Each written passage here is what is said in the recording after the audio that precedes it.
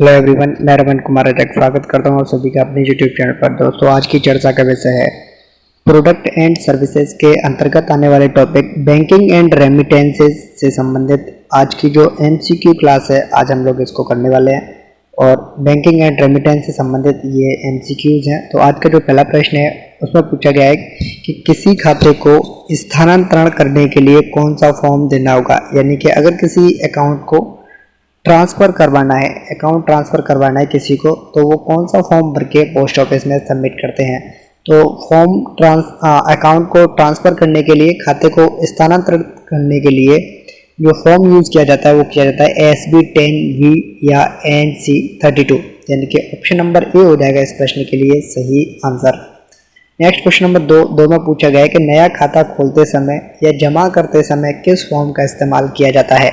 Basically ये है कि अगर कोई व्यक्ति नया अकाउंट खोलता है तो एक अकाउंट ओपनिंग फॉर्म के साथ में एक अलग से फॉर्म भरा जाता है, या ये कहें कि खाता खुलने के बाद में अगर कोई व्यक्ति उस अकाउंट पर पैसे जमा कराना चाहता है तो उस समय जो फॉर्म भरा जाता है उसे क्या कहते हैं, ये पूछा गया है। तो बेसिकली ये होती है एक पे स्लिप। यानी कि अकाउंट जब भी ओपन कोई करवाता है तो अकाउंट ओपनिंग फॉर्म के साथ में वो एक पे स्लिप देता है जिसमें वो टोटल अमाउंट्स लिखते हैं कि कितने अमाउंट से खाता खोलना है। या अगर कोई खाता खुला हुआ है तो उसके लिए भी अगर उसमें पैसा जमा करना है तो पे स्लिप को भरना होता है, जैसे जमा पर्ची भी कहते हैं। तो बेसिकली ये पूछा गया है कि जो जमा पर्ची है या जो पे स्लिप होती है उसका जो नंबर है वो कौन सा नंबर है, यानी कि उस फॉर्म को क्या कहते हैं, ये पूछा गया है। तो पे स्लिप को बेसिकली कहते हैं SB103, यानी कि SB103 कहते हैं। इसलिए इस प्रश्न के लिए सही आंसर हो जाएगा option number A. Question number तीन में पूछा गया है कि आरडी खाते में लेट फीस कितना लगता है। यानी कि अगर कोई आरडी अकाउंट है, रेगुलर आरडी अकाउंट चल रहा है, अगर वो एक मंथ उसमें आप पैसा जमा नहीं करा पाते हैं तो उस पर पेनल्टी लगती है, लेट फीस देनी होती है। बेसिकली ये है, तो डिफ़ॉल्ट देना होता है। तो उस डिफ़ॉल्ट को किस तरीके से लिया जाता है ये पूछा गया है। तो अगर किसी व्यक्ति का अकाउंट 100 रुपये का है तो उस पर 1 रुपया चार्ज किया जाता है, यानी कि 1% चार्ज किया जाता है। बेसिक सी बात ये है। तो 100 रुपये पर कितना हो जाएगा, 100 का 1% निकालेंगे। 100 का जब 1% निकालते हैं तो 100 × 1 / 100, तो इसका निकलता है 1। यानी कि 100 रुपये पर कितना चार्ज लिया जाएगा, 1 रुपये चार्ज लिया जाता है। इसलिए इस प्रश्न के लिए सही आंसर क्या हो जाएगा, तो ऑप्शन नंबर ए होगा इस प्रश्न के लिए सही आंसर। नेक्स्ट क्वेश्चन नंबर 4 में पूछा गया है कि नए नियमानुसार सुकन्या समृद्धि खाता न्यूनतम कितने राशि से खोला जा सकता है। यानी कि अकॉर्डिंग टू न्यू रूल्स, नए नियमों के अनुसार जो सुकन्या समृद्धि अकाउंट है उसे मिनिमम कितने रुपए से खोल सकते हैं। तो अकॉर्डिंग टू न्यू रूल्स इसे खोल सकते हैं 250 रुपये से। इससे पहले इसे खोला जाता था 1000 रुपये से। और तो इस प्रश्न के लिए सही आंसर हो जाएगा ऑप्शन नंबर बी। एक छोटा सा फैक्ट SSA से संबंधित ये है, इंडिया पोस्ट की वेबसाइट पर से लिया गया ये फैक्ट है। और फैक्ट में ये है कि पहले जब खाता 1000 रुपये से खोलते थे तो एक फाइनेंशियल ईयर में भी मिनिमम 1000 रुपये जमा कराने होते थे। लेकिन अभी क्या है कि जब से खाता 250 रुपये से किया गया है, तब से जो एक फाइनेंशियल ईयर है उसमें मिनिमम 250 रुपये जमा किए जा सकते हैं। तो इसके अकॉर्डिंग एक फाइनेंशियल ईयर में मिनिमम 250 रुपये भी इस SSA के अकाउंट में जमा किए जा सकते हैं। और ये भी एक तरीके से कहे तो न्यू रूल ही है। और नेक्स्ट जानते हैं क्वेश्चन नंबर 5 के बारे में। 5 में पूछा गया है कि लोक भविष्य निधि खाता, लोक भविष्य निधि खाते से मतलब है PPF का account, public provident fund accounts का है। तो PPF अकाउंट न्यूनतम कितने राशि से खोला जा सकता है, तो ये पूछा गया है। तो PPF का जो अकाउंट है वो मिनिमम 500 रुपये से खोला जा सकता है।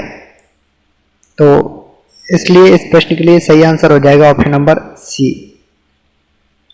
नेक्स्ट जानते हैं क्वेश्चन नंबर 6 के बारे में। 6 में पूछा गया है कि जो पोस्ट ऑफिस का सेविंग अकाउंट है, जिसे शॉर्ट में POSA भी कहते हैं, पोस्ट ऑफिस सेविंग अकाउंट है, और एक अकाउंट है SCSS अकाउंट, यानी कि सीनियर सिटीजन सेविंग्स स्कीम्स के जो अकाउंट्स हैं उन्हें मैच्योरिटी से पहले कब बंद करवा सकते हैं। यानी कि उनका जो टाइम लिमिट होता है, मैच्योरिटी पीरियड होता है, उससे पहले उन्हें कब बंद करवा सकते हैं, ये पूछा गया है। तो जो POS के अकाउंट होते हैं, SCSS के अकाउंट्स होते हैं, इनको खाता खोलने के बाद में यानी कि जब भी अकाउंट ओपन करवाते हैं उसके बाद कभी भी इन्हें क्लोज करवाया जा सकता है। तो इसके लिए कोई टाइम लिमिट्स नहीं होती हैं। तो ऐसे कब बंद करवा सकते हैं? तो इसे कभी भी बंद करवाया जा सकता है, यानी कि ऑप्शन नंबर सी हो जाएगा इस प्रश्न के लिए सही आंसर। नेक्स्ट क्वेश्चन नंबर 7 में पूछा गया है कि TD खाते को मैच्योरिटी से पहले कब बंद करवा सकते हैं?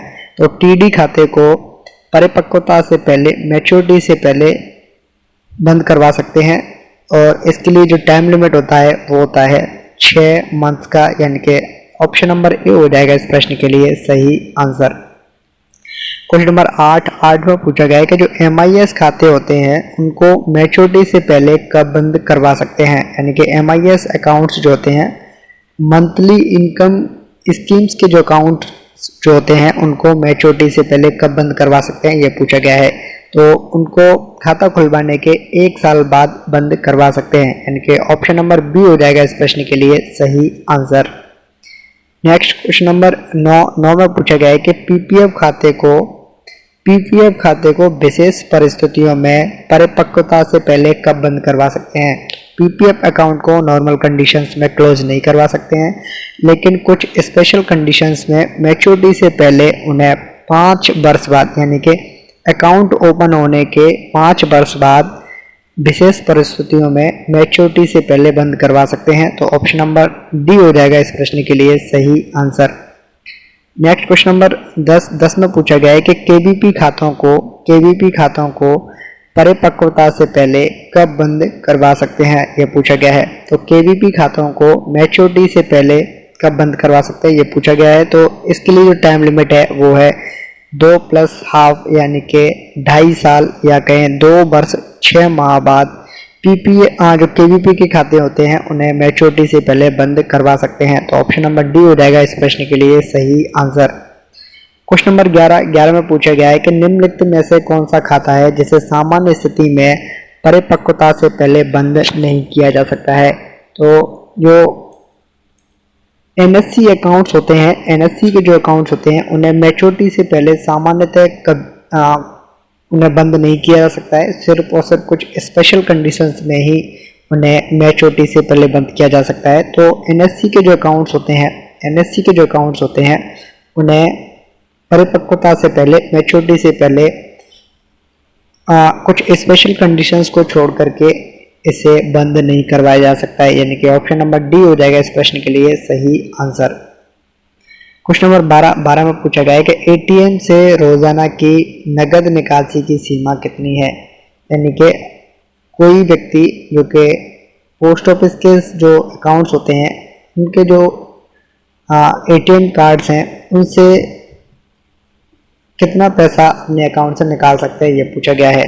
तो ATM को यूज करके कोई भी व्यक्ति पर डे 25,000 रुपये तक की निकासी कर सकता है, यानी कि ऑप्शन नंबर ए हो जाएगा इस प्रश्न के लिए सही आंसर।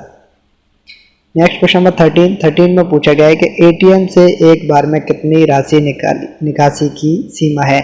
यानी कि अगर कोई व्यक्ति ATM से पैसा निकालना चाहता है तो मैक्सिमम एक दिन में वो 25,000 रुपये निकाल सकते हैं, लेकिन एक बार में वो सिर्फ और सिर्फ 10,000 रुपये ही निकाल सकते हैं। यानी कि अगर किसी व्यक्ति को टोटल 25,000 रुपये निकालने हैं तो उन्हें कम से कम 3 ट्रांजेक्शन्स करने होंगे, यानी कि 2 ट्रांजेक्शन 10,000 के और एक 5,000 का ट्रांजेक्शन भी कर सकते हैं, यानी कि मिनिमम उनको 3 ट्रांजेक्शन करने ही होंगे। तो एक बार में कितना पैसा निकलेगा? तो एक बार में निकलेगा 10,000 रुपये। इस तरीके से पूरे दिन भर में कितने निकाल सकते हैं? तो पूरे दिन में निकाल सकते हैं 25,000 रुपये। तो ऑप्शन नंबर बी हो जाएगा इस प्रश्न के लिए सही आंसर। क्वेश्चन नंबर 14 में पूछा गया है कि किन बचत खातों में ATM कार्ड और नेट बैंकिंग की सुविधा नहीं है? यानी कि ऐसे कौन से सेविंग अकाउंट्स हैं जिनमें ATM कार्ड और नेट बैंकिंग की जो सुविधा है वो उपलब्ध नहीं है? तो SB अकाउंट्स जो कि माइनर्स के होते हैं, या लूनेटिक अकाउंट्स जो होते हैं, या जो जॉइंट अकाउंट्स होते हैं, उनके लिए ATM कार्ड और नेट बैंकिंग की सुविधा अवेलेबल नहीं है। इसलिए इस प्रश्न के लिए सही आंसर क्या होगा? तो सही आंसर हो जाएगा इस प्रश्न के लिए ऑप्शन नंबर सी, दोनों E कंडीशंस में, यानी कि माइनर अकाउंट में, यूनिटिक अकाउंट में या जॉइंट अकाउंट के केस में एटीएम कार्ड और नेट बैंकिंग की सुविधा उपलब्ध नहीं होती है।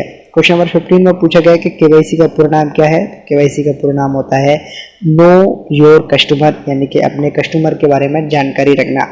क्वेश्चन नंबर 16 में पूछा गया है कि निम्नलिखित में से कौन सा खाता सिर्फ नकद रूप में खोला जा सकता है, यानी कि जो पोस्ट ऑफिस की जो स्कीम्स हैं उनके जो अकाउंट्स हैं उन्हें कैश में भी खोल सकते हैं, बाई चेक भी उन्हें खोला जा सकता है। तो ऐसा कौन सा अकाउंट है जिसे सिर्फ और सिर्फ कैश में ही खोल सकते हैं? तो पोस्ट ऑफिस का जो सेविंग अकाउंट होता है, बचत का जो खाता होता है, उसे सिर्फ और सिर्फ नकद रूप में ही खोल सकते हैं, यानी कि ऑप्शन नंबर ए हो जाएगा इस प्रश्न के लिए सही आंसर। और पोस्ट ऑफिस का जो सेविंग अकाउंट होता है उसे मिनिमम 500 रुपये से खोल सकते हैं और उसे 500 रुपये कैश के माध्यम से ही उसे खोला जा सकता है। तो ऑप्शन नंबर ए हो जाएगा इस प्रश्न के लिए सही आंसर। क्वेश्चन नंबर 17 में पूछा गया है कि जो POSA अकाउंट है, पोस्ट ऑफिस का सेविंग अकाउंट है, उस पर 1/4/2020 से वार्षिक ब्याज दर क्या है। बेसिकली ये है कि 1/4/2020 से लेकर के अब तक की जो डेट है, यानी कि फिलहाल की जो डेट है लास्ट 31 में अगस्त में इसे रिकॉर्ड कर रहा हूँ, यानी कि 28 अगस्त के आसपास इस वीडियो को मैं रिलीज़ करूँगा। तो इस वीडियो में इसकी रिकॉर्डिंग चल रही है अभी 28/8 के समथिंग में, और आप लोगों को जो पोस्ट ऑफिस की जो ब्याज दरें हैं वो 1/4/20 से लेकर के अभी तक, यानी कि लास्ट अगस्त तक मान लेते हैं, अगस्त 2021 तक ये जो स्कीम्स की जो ब्याज दरें हैं वो अभी तक समान ही हैं। आपसे पूछा जाए 1/4/20 से, चाहे आपसे पूछा जाए 1/4/2021 से, कुछ भी पूछ ले यहाँ से लेकर के और अगस्त 2021 तक एक ही है। तो सबसे पहले जानते हैं POSA के बारे में। तो पोस्ट ऑफिस के सेविंग अकाउंट पर जो इंटरेस्ट रेट है वो है 4% की, यानी कि ऑप्शन नंबर ए हो जाएगा इस प्रश्न के लिए सही आंसर। नेक्स्ट क्वेश्चन नंबर 18 में पूछा गया है कि TD अकाउंट्स की जो TD खाते होते हैं, 1 वर्ष 2 वर्ष 3 वर्ष के जो खाते होते हैं उन पर 1/4/2020 से ब्याज दर क्या है। तो TD अकाउंट्स 1 वर्ष के लिए खोले जाते हैं, 2 वर्ष के लिए खोले जाते हैं, 3 वर्ष के लिए खोले जाते हैं और ये 5 वर्ष के लिए भी खोले जाते हैं। तो एक सर्कल में ये प्रश्न पूछा गया था कि निम्नलिखित में से कौन सी अवधि के लिए TD अकाउंट नहीं खोला जा सकता है। तो उसमें एक ऑप्शन था 4 वर्ष। तो कोई भी TD अकाउंट 4 वर्ष के लिए नहीं खोला जाता है, वो 1 वर्ष 2 वर्ष 3 वर्ष या 5 वर्ष के लिए ही खोला जाता है। तो टोटल 4 प्रकार के TD अकाउंट्स खोले जा सकते हैं, 1 वर्ष की TD, 2 वर्ष की TD, 3 वर्ष की TD और 5 वर्ष की TD अकाउंट 4 प्रकार से खोले जा सकते हैं। तो जो TD अकाउंट्स हैं 1 वर्ष 2 वर्ष और 3 वर्ष के जो TD अकाउंट्स होते हैं उन पर 1/4/2020 से अब तक जो इंटरेस्ट रेट है वो है 5.5% की, यानी कि ऑप्शन नंबर बी हो जाएगा इस प्रश्न के लिए सही आंसर। क्वेश्चन नंबर 19 में पूछा गया है कि जो TD 5 वर्ष के खाते होते हैं उन पर 1/4/2020 से ब्याज दर क्या है। तो TD अकाउंट जो कि 5 वर्ष के लिए खोले जाते हैं उन पर जो TD जो ब्याज दर है वो आज की जो ब्याज दरें हैं वो है 6.7% की, यानी कि ऑप्शन नंबर डी हो जाएगा इस प्रश्न के लिए सही आंसर। TD अगर कोई करवाता है 5 वर्ष के लिए तो उनको ब्याज दर कौन सी मिलेगी, 6.7% वाली ब्याज दर मिलेगी, यानी कि ऑप्शन नंबर डी हो जाएगा इस प्रश्न के लिए सही आंसर। ऑप्शन नंबर डी हो जाएगा इस प्रश्न के लिए सही आंसर। नेक्स्ट जानते हैं क्वेश्चन नंबर 20 के बारे में। 20 में पूछा गया है कि जो RD अकाउंट्स हैं उन पर 1/4/2020 से ब्याज दर क्या है। तो RD अकाउंट पर 1/4/2020 से अब तक जो ब्याज दरें हैं वो है 5.8% की, यानी कि ऑप्शन नंबर सी हो जाएगा इस प्रश्न के लिए सही आंसर। क्वेश्चन नंबर 21 में पूछा गया कि MIS अकाउंट पर 1/4/2020 से ब्याज दर क्या है। तो MIS अकाउंट पर 1/4/2020 से जो इंटरेस्ट रेट है वो है 6.6% की, यानी कि ऑप्शन नंबर डी हो जाएगा इस प्रश्न के लिए सही आंसर। नेक्स्ट जानते हैं क्वेश्चन नंबर 22 के बारे में। तो जो SCSS अकाउंट हैं, सीनियर सिटीजन सेविंग्स स्कीम्स के जो अकाउंट्स हैं उन पर 1/4/2020 से इंटरेस्ट रेट क्या है ये पूछा गया है। तो SCSS अकाउंट्स पर 1/4/2020 से अब तक जो इंटरेस्ट रेट है वो है 7.4% की, यानी कि ऑप्शन नंबर ए हो जाएगा इस प्रश्न के लिए सही आंसर। क्वेश्चन नंबर 23 में पूछा गया है कि पीपीएफ खाते पर 1/4/2020 से ब्याज दर क्या है। तो पीपीएफ अकाउंट पर 1/4/2020 से जो इंटरेस्ट रेट है वो है 7.1% की, यानी कि ऑप्शन नंबर बी हो जाएगा इस प्रश्न के लिए सही आंसर। क्वेश्चन नंबर 24 में पूछा गया है कि जो एनएससी 8th इशू है, यानी कि जो एनएससी के जो अकाउंट्स हैं उन पर 1/4/2020 से ब्याज दर क्या है, ये पूछा गया है। तो एनएससी अकाउंट्स पर ब्याज दरें हैं वो है 6.8% की, यानी कि ऑप्शन नंबर सी हो जाएगा इस प्रश्न के लिए सही आंसर। क्वेश्चन नंबर 25 में पूछा गया है कि केवीपी अकाउंट्स पर 1/4/2020 से ब्याज दर क्या है। तो केवीपी अकाउंट पर 1/4/2020 से जो इंटरेस्ट रेट्स हैं वो है 6.9% की, यानी कि ऑप्शन नंबर डी हो जाएगा इस प्रश्न के लिए सही आंसर। क्वेश्चन नंबर 26 में पूछा गया है कि एसएसए अकाउंट्स पर 1/4/2020 से ब्याज दरें क्या है। तो एसएसए अकाउंट्स पर 1/4/2020 से जो इंटरेस्ट रेट्स हैं वो है 7.6% की, यानी कि ऑप्शन नंबर डी हो जाएगा इस प्रश्न के लिए सही आंसर। क्वेश्चन नंबर 27 में पूछा गया है कि डुप्लीकेट पासबुक लेने के लिए कितनी फीस देनी होती है। और ये जो प्रश्न है वो 2020 के एग्जाम्स में लगभग हर सर्कल से ये पूछा गया था। और इनकी जो फीसेज हैं, यानी कि जो भी फीस से संबंधित अभी जो प्रश्न किए जाएंगे उनमें 18% जीएसटी जोड़ करके एक्चुअल में हम लोग उनसे पैसा लेते हैं। यानी कि डुप्लीकेट अगर पासबुक किसी को इशू करवानी है तो उसके लिए जो फीस है वो है एक्चुअल में 50 रुपये, यानी कि ऑप्शन नंबर ए हो जाएगा इस प्रश्न के लिए सही आंसर। ऑप्शंस भी ऐसे ही दिए गए थे, लेकिन जो एक्चुअल में हम लोग कहे कि प्रैक्टिकल रूप में कितना पैसा लेते हैं, तो प्रैक्टिकल रूप में हम लोग कितना पैसा लेते हैं 50 + 50 का 18%। और ये 18 जो परसेंट है 50 का वो किस लिए लेते हैं, तो वो लिया जाता है सर्विस टैक्स के रूप में, यानी कि जीएसटी के रूप में लिया जाता है। और 50 का 18% निकलेगा 9 रुपये, यानी कि टोटल 59 रुपये लिए जाते हैं डुप्लीकेट पासबुक के रूप में। अगर कोई व्यक्ति डुप्लीकेट पासबुक जारी करवाता है तो उनसे 59 रुपये लिए जाते हैं एक्चुअल में। लेकिन अपने को क्या याद रखना है, अपने को याद रखना है 50 रुपये, क्योंकि एग्जाम्स में इसी तरीके से ऑप्शंस पूछे गए थे। ऑप्शन नंबर ए हो जाएगा इस प्रश्न के लिए सही आंसर। क्वेश्चन नंबर 28 में पूछा गया कि खाते का विवरण या जमा पर्ची लेने के लिए कितनी फीस देनी होती है। इसके लिए यह है कि अगर किसी व्यक्ति को अपने अकाउंट्स का स्टेटमेंट लेना है, यानी कि उसने कब कितना पैसा जमा कराया है, इसके लिए अगर किसी को विवरण चाहिए या स्टेटमेंट चाहिए तो उसके लिए कितनी फीस देनी होती है ये पूछा गया है। तो अकाउंट के स्टेटमेंट के लिए जो फीस है वो होती है 20 रुपये प्लस जीएसटी 18%। तो ऑप्शन नंबर बी हो जाएगा इस प्रश्न के लिए सही आंसर। क्वेश्चन नंबर 29 में पूछा गया है कि नॉमिनेशन यानी कि नामांकन को बदलने या रद्द करने के लिए कितनी फीस देनी होती है। अगर किसी व्यक्ति ने किसी भी अकाउंट में नॉमिनेशन करवा रखा है तो अगर वो उसे चेंज करना चाहते हैं या फिर उसे वो बदलना चाहते हैं, रद्द करना चाहते हैं, बदलने और रद्द करने के लिए जो फीस है वो कितनी देनी होती है ये पूछा गया है। तो नॉमिनेशन को चेंज करने के लिए या रद्द करने के लिए जो फीस है वो है 50 रुपये। ऑप्शन नंबर ए हो जाएगा इस प्रश्न के लिए सही आंसर। और एक्चुअल में कितना फीस लिया जाएगा, तो एक्चुअल जो फीस है वो है 50 + 50 का 18%, इस तरीके से इनसे लिया जाएगा। क्वेश्चन नंबर 30 में पूछा गया कि खाता स्थानांतरण के लिए कितनी फीस देनी होती है। तो अगर कोई व्यक्ति जो कि अपने अकाउंट को एक पोस्ट ऑफिस से दूसरे पोस्ट ऑफिस में ट्रांसफर करवाना चाहते हैं तो उनको कितनी फीस देनी होती है। तो अकाउंट ट्रांसफर की जो फीस है वो है 100 रुपये, यानी कि ऑप्शन नंबर सी हो जाएगा इस प्रश्न के लिए सही आंसर। और जो एक्चुअल में जो फीस देनी होगी वो कितनी देनी होगी, तो वो देनी होगी 100 × 100 का 18%। और 100 × 100 का 18% कितना निकलेगा 118 रुपये, यानी कि ऑप्शन नंबर सी होगा इस प्रश्न के लिए सही आंसर। और जीएसटी के साथ में रुपया होगा 118 रुपया। क्वेश्चन नंबर 31 में पूछा गया है कि एसएसए खाते से संबंधित सही कथन का चुनाव करें। एसएसए अकाउंट से संबंधित करेक्ट स्टेटमेंट को चुनना है, ये प्रश्न पूछा गया है।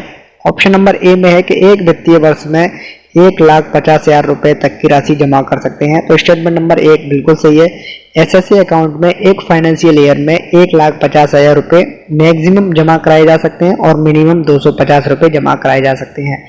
एसएसए अकाउंट को 250 रुपये से खोल सकते हैं। एसएसए अकाउंट को एक पेरेंट्स के दो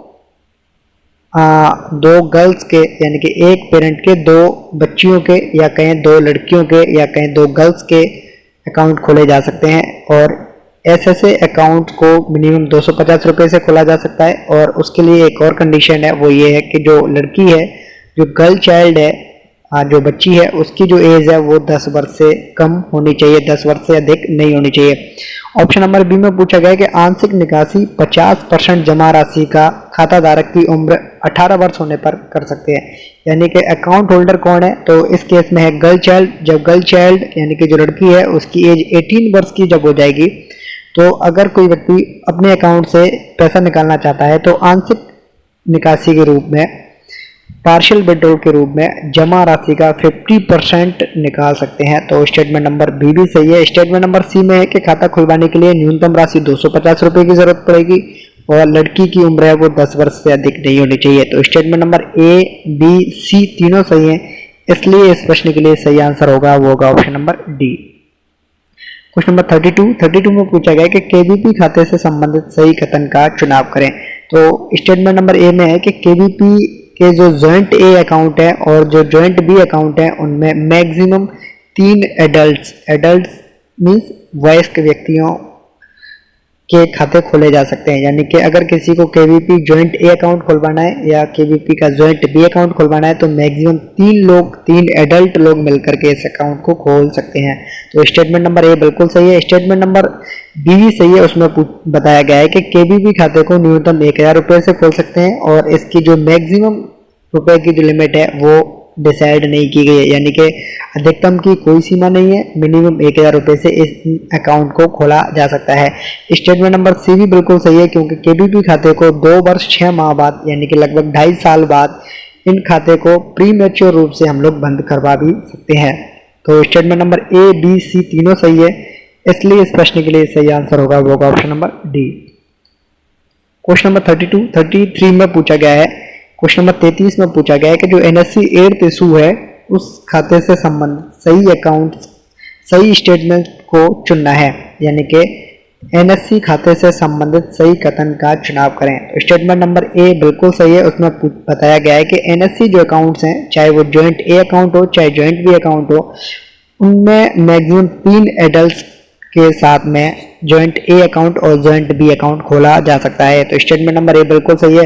स्टेटमेंट नंबर बी भी सही है, उसमें बताया गया है कि एनएससी खाते को न्यूनतम 1000 रुपये से खोल सकते हैं और अधिकतम की इसमें भी कोई सीमा नहीं है। और स्टेटमेंट नंबर सी भी बिल्कुल सही है, यानी कि ऑप्शन नंबर सी भी सही है। ऑप्शन नंबर सी में है कि जो जमा की तारीख है उससे 5 वर्ष जब कंप्लीट हो जाएंगे तब खाता है, जो एनएससी का जो अकाउंट है वो मैच्योर हो जाता है, यानी कि ऑप्शन नंबर ए, बी, सी तीनों सही है, इसलिए इस प्रश्न के लिए सही आंसर हो जाएगा वो option number D. Question number 34 में पूछा गया है कि पीपीएफ खाते से संबंधित सही कथन का चुनाव करें। तो पीपीएफ खाते से संबंधित जो सही स्टेटमेंट है वो पूछा गया है। तो सही पहला स्टेटमेंट है वो बिल्कुल सही है, ए ऑप्शन बिल्कुल सही है। ए ऑप्शन में बताया गया है कि पीपीएफ खाते को न्यूनतम 500 रुपये से खोल सकते हैं और मैक्सिमम 1,50,000 की राशि एक वित्तीय वर्ष में जमा कर सकते हैं। ये स्टेटमेंट बिल्कुल सही है। ऑप्शन नंबर बी भी बिल्कुल सही है कि पीपीएफ खाते में संयुक्त खाते की सुविधा नहीं है, यानी कि पीपीएफ अकाउंट अगर किसी को खुलवाना है तो इसमें किसी भी प्रकार का जॉइंट अकाउंट नहीं खोला जा सकता है। जॉइंट ए और जॉइंट बी दोनों प्रकार के जो अकाउंट्स हैं वो नहीं खोले जा सकते हैं। तो ऑप्शन नंबर बी भी सही है। ऑप्शन नंबर सी भी बिल्कुल सही है, उसमें बताया गया है कि एक व्यक्ति एक ही पीपीएफ का खाता खुलवा सकता है, यानी कि एक पर्सन का एक ही अकाउंट खोला जाएगा, चाहे वो खाता उन्होंने बैंक में खुलवाया हो चाहे पोस्ट ऑफिस में खुलवाया हो। अगर उन्होंने बैंक में खुलवा रखा है तो उनका पोस्ट ऑफिस में खाता नहीं खोल सकता है पीपीएफ का। अगर उन्होंने पीपीएफ का खाता पोस्ट ऑफिस में खोल रखा है तो उनका खाता बैंक में नहीं खोला जा सकता है, यानी कि एक व्यक्ति का एक ही पीपीएफ का अकाउंट खोला जा सकता है, चाहे वो बैंक में हो चाहे पोस्ट ऑफिस में हो। तो ऑप्शन नंबर डी हो जाएगा इस प्रश्न के लिए सही आंसर, यानी कि ऑप्शन नंबर ए, बी, सी तीनों सही है। नेक्स्ट क्वेश्चन नंबर 35 में पूछा गया है कि SCSS अकाउंट से संबंधित सही कथन को चुनाव करना है। तो ऑप्शन नंबर ए बिल्कुल सही है, उसमें बताया गया है कि SCSS account senior citizen saving schemes के जो अकाउंट्स हैं उनको न्यूनतम 1000 रुपये से खोल सकते हैं और मैक्सिमम की जो लिमिट है वो है 15 लाख रुपए की। 15 लाख रुपए से ज़्यादा का SCSS अकाउंट खोला नहीं जा सकता है। और ऑप्शन नंबर बी भी बिल्कुल सही है। ऑप्शन नंबर बी में बताया गया है कि SCSS के जो अकाउंट्स हैं वो 1000 के मल्टीपल में खोले जाते हैं, यानी कि SCSS का अकाउंट अगर किसी को खोलना है तो वो फर्दर 1000 के मल्टीपल में ही खोल सकते हैं, यानी कि कोई भी व्यक्ति 1500 रुपये का खाता नहीं खुलवा सकता है। वो अकाउंट अगर खोला जाएगा SCSS का तो 1000 का खोला जाएगा और देन उसके बाद में 2000 का खोला जाएगा, यानी कि 1000 के गुणक में खाता खोला जाता है। और ऑप्शन नंबर सी भी बिल्कुल सही है कि अगर किसी व्यक्ति का SCSS अकाउंट है तो बेसिकली साधारण तौर पर जनरल कंडीशंस पे ये जो खाता है वो सिंगल खोला जाता है, लेकिन इसे जॉइंट रूप से भी खोल सकते हैं। कब खोल सकते हैं? अगर कोई SCSS अकाउंट खुलवाने वाला व्यक्ति मेल है तो वो अपनी फीमेल के साथ में, यानी कि अपनी पत्नी के साथ में खाता खुलवा सकते हैं। अगर कोई फीमेल है तो वो अपने हस्बैंड के साथ में इस खाते को खुलवा सकते हैं। बेसिकली पति अपनी पत्नी के साथ में, पत्नी अपनी पति के साथ में इस अकाउंट को जॉइंट रूप से खोल सकते हैं, लेकिन ऐसा पॉसिबल नहीं है कि कोई व्यक्ति मान लेते हैं कि मेल व्यक्ति अपने बेटे या अपनी बेटी के साथ में अकाउंट खोले, ये पॉसिबल नहीं है। फीमेल है वो अपने बेटे या बेटी के साथ में इस अकाउंट को खोले तो ये भी पॉसिबल नहीं है। तो statement number A, B, C तीनों सही है, इसलिए इस प्रश्न के लिए सही आंसर होगा ऑप्शन नंबर D। नेक्स्ट जानते हैं क्वेश्चन नंबर 36 के बारे में। 36 में पूछा गया है कि जो MIS का जो अकाउंट है उससे संबंधित सही कथन को चुनना है। तो ऑप्शन नंबर A में पूछा गया है कि खाता खुलवाने के लिए न्यूनतम राशि 1000 है। तो ऑप्शन नंबर A बिल्कुल सही है, MIS के अकाउंट को 1000 रुपये से खोल सकते हैं। ऑप्शन नंबर B भी सही है, अगर किसी को सिंगल अकाउंट खुलवाना है, अगर किसी को MIS का सिंगल अकाउंट खुलवाना है तो वो मैक्सिमम 4.5 लाख रुपए से, यानी कि 4.5 लाख रुपए से मैक्सिमम खुलवा सकते हैं।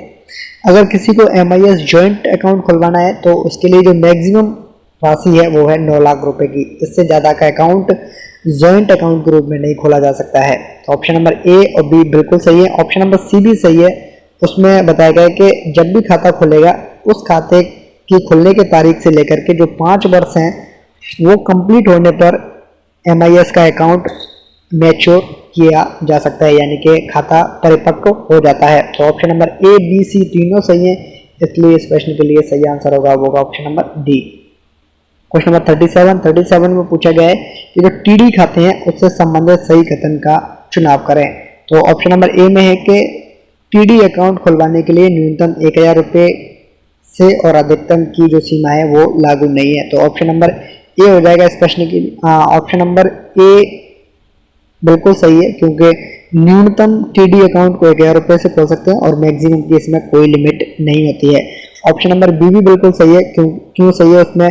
क्योंकि अगर कोई व्यक्ति TD अकाउंट खुलवाता है और अपने TD अकाउंट को वो जॉइंट अकाउंट खुलवाना चाहते हैं तो मैक्सिमम 3 एडल्ट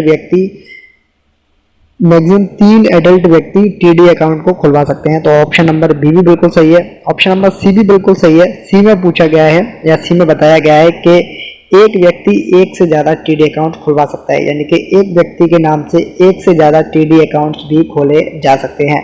तो option number A, B, C तीनों सही है, इसलिए इस प्रश्न के लिए सही आंसर होगा option number D। Question number 38 में पूछा गया है कि RD खाते से संबंधित सही कथन कौन सा है, ये पूछा गया है।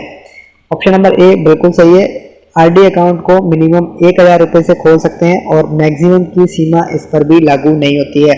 ऑप्शन नंबर B भी बिल्कुल सही है कि खाता खुलवाने के 3 वर्ष बाद इसे प्री मैच्योर रूप में क्लोज करवा सकते हैं। तो ऑप्शन नंबर B भी बिल्कुल सही है। और ऑप्शन नंबर C भी बिल्कुल सही है कि लेट फीस के रूप में 100 रुपये पर 1 रुपया लिया जाता है। तो option number A, B, C तीनों सही है, इसलिए इस प्रश्न का सही आंसर होगा option number D। Question number 39 में पूछा गया है कि जो POSA अकाउंट है, पोस्ट ऑफिस का जो सेविंग अकाउंट है, उससे संबंधित सही कथन को चुनना है। तो ऑप्शन नंबर A में है कि खाता खुलवाने के लिए न्यूनतम राशि 500 रुपये है। तो ऑप्शन नंबर A बिल्कुल सही है। POSA के अकाउंट को पोस्ट ऑफिस के सेविंग अकाउंट को मिनिमम 500 रुपये से खोल सकते हैं। ऑप्शन नंबर B बिल्कुल सही है। संयुक्त खाते को, यानी कि अगर किसी को पोस्ट ऑफिस का सेविंग अकाउंट खुलवाना है तो जॉइंट रूप में खुलवाना चाहते हैं तो इसके लिए मैक्सिमम 2 एडल्ट्स का ही खाता खोला जा सकता है। अभी तक हम लोग 3 एडल्ट्स की बात कर रहे थे और पोस्ट ऑफिस के सेविंग अकाउंट में मैक्सिमम 2 एडल्ट व्यक्तियों का ही खाता खोला जा सकता है, इस बात को याद रखना है। और ऑप्शन नंबर C भी बिल्कुल सही है कि इस खाते को सिर्फ और सिर्फ नगद रूप में ही खोल सकते हैं, यानी कि इसके लिए जो राशि है वो नगद में ही पे करनी होती है। तो option number A, B, C तीनों सही है, इसलिए इस प्रश्न के लिए सही आंसर होगा option number D। Next question number 40 के बारे में जानते हैं। क्वेश्चन नंबर 40 में पूछा गया है कि इंट्रा ऑपरेबल नेट बैंकिंग के तहत कौन कौन सी सुविधाएं दी जाती हैं।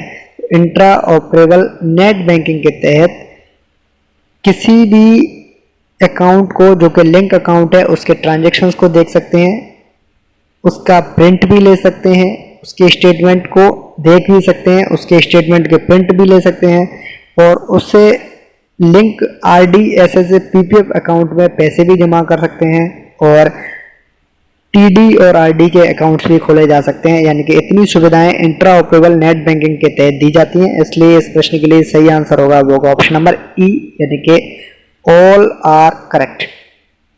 क्वेश्चन नंबर 41 में पूछा गया है कि किस आवेदन पत्र संख्या से आरडी या पीपीएफ और एसएसए खाते पर लोन या निकासी कर सकते हैं। बेसिकली ये है कि ये पूछा गया है कि आरडी और पीपीएफ अकाउंट पर अगर किसी व्यक्ति को लोन लेना हो या एसएसए अकाउंट पर किसी को पार्शियल विड्रॉल करना हो तो उस केस में एक ही फॉर्म को यूज किया जाता है। तो वो कौन सा फॉर्म नंबर है ये पूछा गया है। तो इसके लिए जो फॉर्म नंबर यूज किया जाता है वो यूज किया जाता है SV7C, यानी कि ऑप्शन नंबर सी हो जाएगा इस प्रश्न के लिए सही आंसर। क्वेश्चन नंबर 42 में पूछा गया है कि किसी खाते को परिपक्वता से पहले, मैच्योरिटी से पहले बंद करवाने के लिए किस आवेदन पत्र संख्या को, किस एप्लीकेशन फॉर्म को भर के देना होता है ये पूछा गया है। तो अगर किसी भी अकाउंट को प्री मैच्योर रूप से क्लोज करवाते हैं और उसका पेमेंट लेना चाहता है कोई व्यक्ति, तो उसके लिए जो फॉर्म यूज किया जाता है वो किया जाता है SB7B, यानी कि ऑप्शन नंबर डी हो जाएगा इस प्रश्न के लिए सही आंसर। क्वेश्चन नंबर 43 में पूछा गया है कि निकासी के लिए किस आवेदन पत्र संख्या की जरूरत होगी। यानी कि अगर किसी व्यक्ति को विड्रॉल करना हो किसी भी अकाउंट से तो उसके लिए कौन सा फॉर्म यूज करते हैं। तो विड्रॉल के लिए एक ही फॉर्म यूज किया जाता है और वो फॉर्म है SB7, यानी कि ऑप्शन नंबर बी हो जाएगा इस प्रश्न के लिए सही आंसर। क्वेश्चन नंबर 44 में पूछा गया है कि किसी भी खाते को बंद करने के लिए किस आवेदन पत्र संख्या की जरूरत होती है। यानी कि अगर किसी अकाउंट को मैच्योरिटी के बाद में बंद करना हो या कहें कि सिंपली बंद करना हो, जैसे POSA अकाउंट को या SCSS अकाउंट को अगर बंद करना है या किसी भी अकाउंट को क्लोज करना हो तो उसके लिए किस फॉर्म को यूज करते हैं। तो अगर किसी खाते को बंद करना है तो उसके लिए जो फॉर्म यूज किया जाता है वो यूज किया जाता है SV7A, यानी कि ऑप्शन नंबर ए हो जाएगा इस प्रश्न के लिए सही आंसर। क्वेश्चन नंबर 45 में पूछा गया है कि प्लेजिंग ऑफ अकाउंट के लिए कौन सा आवेदन पत्र देना होता है। अगर किसी अकाउंट को प्लेज करना हो तो प्लेजिंग ऑफ अकाउंट के लिए जो फॉर्म यूज किया जाता है वो यूज किया जाता है फॉर्म नंबर 7, यानी कि ऑप्शन नंबर ए हो जाएगा इस प्रश्न के लिए सही आंसर। क्वेश्चन नंबर 46 में पूछा गया है कि खाता स्थानांतरण, यानी कि अगर किसी को अकाउंट ट्रांसफर करना है तो उसके लिए कौन सा फॉर्म भरना होता है। तो अकाउंट ट्रांसफर के लिए जो फॉर्म यूज किया जाता है वो फॉर्म यूज किया जाता है फॉर्म नंबर 5, यानी कि ऑप्शन नंबर डी हो जाएगा इस प्रश्न के लिए सही आंसर। क्वेश्चन नंबर 47 में पूछा गया है कि जो नॉमिनेशन है उसको रद्द करना हो या उसको चेंज करना हो तो उसके लिए कौन सा फॉर्म देना होगा। अगर कोई व्यक्ति अपने नॉमिनेशन को चेंज करना चाहता है या रद्द करना चाहता है तो उनको फॉर्म नंबर 10 भर के देना होता है, यानी कि ऑप्शन नंबर डी हो जाएगा इस प्रश्न के लिए सही आंसर। फॉर्म नंबर 10 यूज किया जाता है। 48 में पूछा गया है कि शारीरिक विकलांगता के संदर्भ में किसी व्यक्ति को खाता खुलवाना है या उसको खाते को रन करना है, अकाउंट को चलाना है, तो कौन सा फॉर्म देना होता है।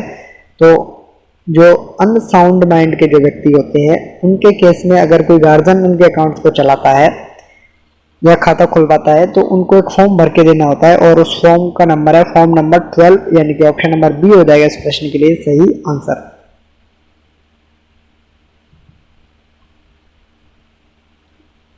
नेक्स्ट है क्वेश्चन नंबर 49 में पूछा गया है।